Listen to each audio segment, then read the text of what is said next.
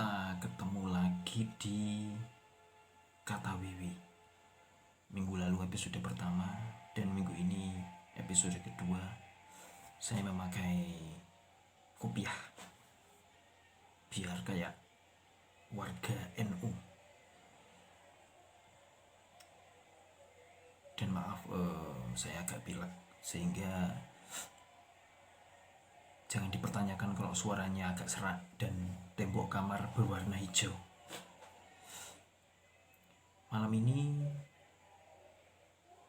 ini ngerekamnya malam.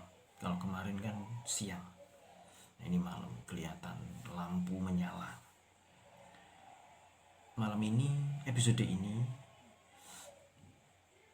kembali saya menjawab pertanyaan dari Quora. Dan salah seorang kuren atau pengguna Quora itu menanyakan satu hal, yaitu apakah tips agar naskah dilirik penerbit dan editor. Sebenarnya ini bukan penerbit dan editor, tapi editor saja, karena editor itu pasti bekerja untuk penerbit, sehingga kalau editor menyetujui, ya itu berarti penerbit menerima naskah kita. Untuk pertanyaan ini, saya punya pengalaman berharga, yaitu sejak tahun 2001 saya pernah menjadi editor di media. Dan kemudian tepatnya di tabloid Trend waktu itu tahun 2001 sampai 2005. Mulai tahun 2004 saya menangani naskah fiksi. Jadi saya memegang rubrik fiksi, cerpen, cerbung, puisi, dan cerita seram. Dan kemudian profesi itu berlanjut ketika saya di tabloid majalah Gradasi milik SMK 11 yang penuh cerita itu, tahun 2007 sampai 2010. Jadi oleh karena itu, menghadapi pertanyaan ini, saya bisa sekaligus memberikan pandangan dari sisi editor, bukan hanya dari sisi saya sekarang sebagai penulis yang sudah bisa menembus editor penerbit major. Saya geser sedikit. Sehingga oleh karena itu, maka saya bisa memberikan pandangan dari angle-nya editor. Kok saya mengulangi kata-kata itu? Misterius. Jadi apa sebetulnya yang dicari editor dari sebuah naskah? Yang pertama adalah judul. Itu sudah jelas. Judul yang bagus dan nendang itu pasti sudah akan langsung menarik perhatian editor. Bayangkan editor di penerbit yang menerima naskah cerpen Seno Gumira Aji Dharma yang berjudul Sepotong Senja untuk Pacarku. Pasti itu sudah langsung terbetot perhatiannya. Atau cerpen lain atau cerita lain dari siapa ya, yang judulnya Mereka Bilang Saya Monyet, atau dari teman kita Heni Triskai Dekaman yang ceritanya berjudul Cara Bahagia Tanpa Kepala. Terus piye bahagia kok tanpa kepala? Itu kan domainnya hantu, bahwa bisa kesana sini tanpa kepala dan tetap bahagia dan bisa tertawa. Terus yang ketawa itu bagian apanya kalau bukan kepala? Tapi ini bisa. Nah, judul seperti yang milik Heni dan Seno itu langsung membetot perhatian editor, sehingga kemudian naskah itu akan diperhatikan. Setelah judul, bagian kedua adalah lead. Lead itu paragraf pertama dari semua naskah. Ini istilah jurnalisme. Jadi dalam ilmu jurnalistik itu ada suatu ketentuan, yaitu membuat lead yang menarik. Mengapa lead harus menarik?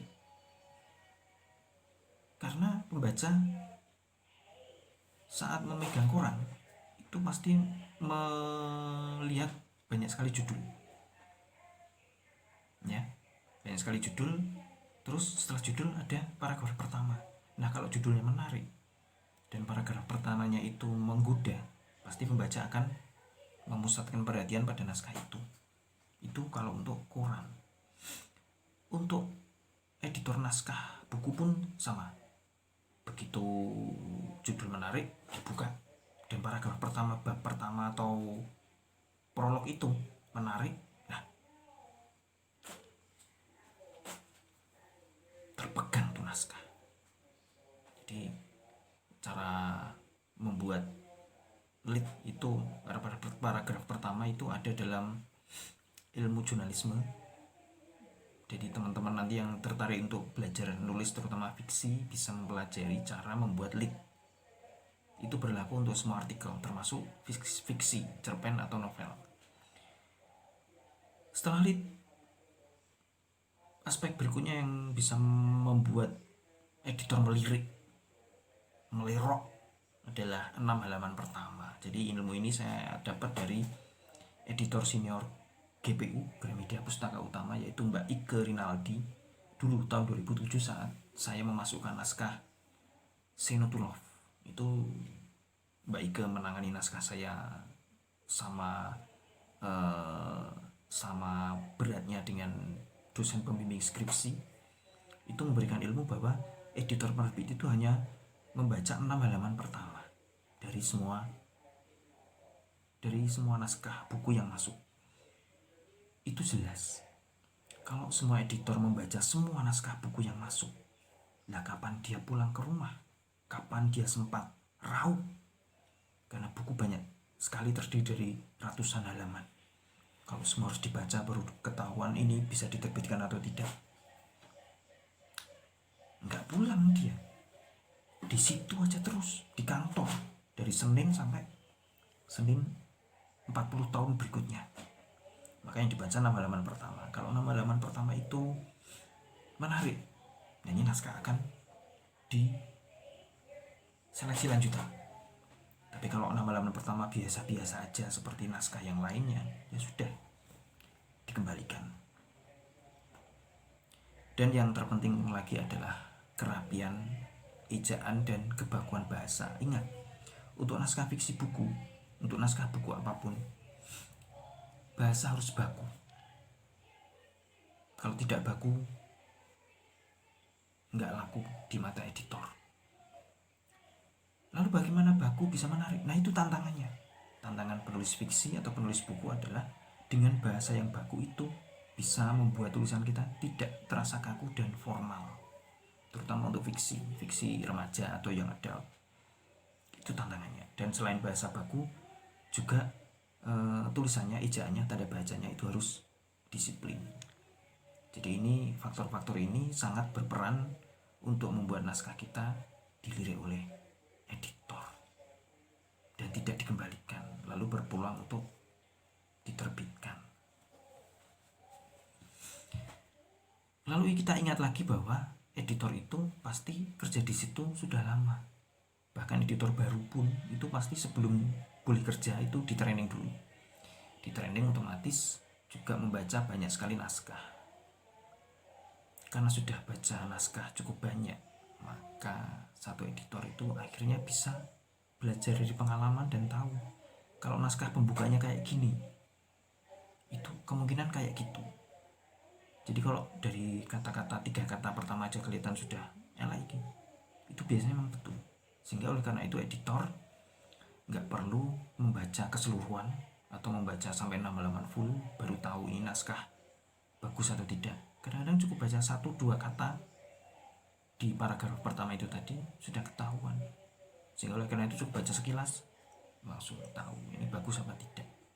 Dan ketika dulu saya menjadi editor, itu ya memang seperti itu. Jadi kalau kita iki kok elek, rasa-rasanya itu jelek, itu benar 90%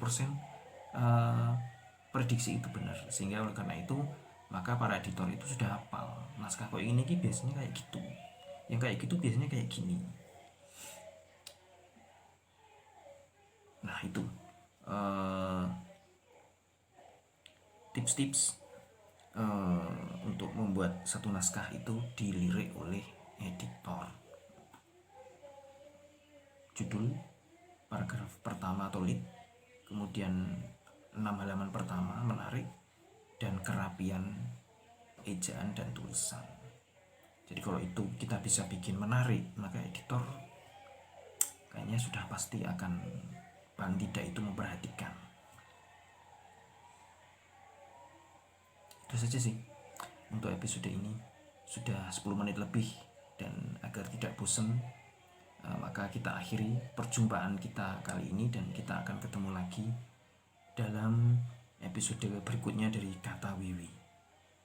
Ingat, teman-teman bisa menanyakan apapun terkait kepenulisan atau masalah politik, militer, spionase, perdukunan, atau masalah cinta. Ingat, yang cintanya belum ruwet, tanya saya untuk membuat cintamu ruwet.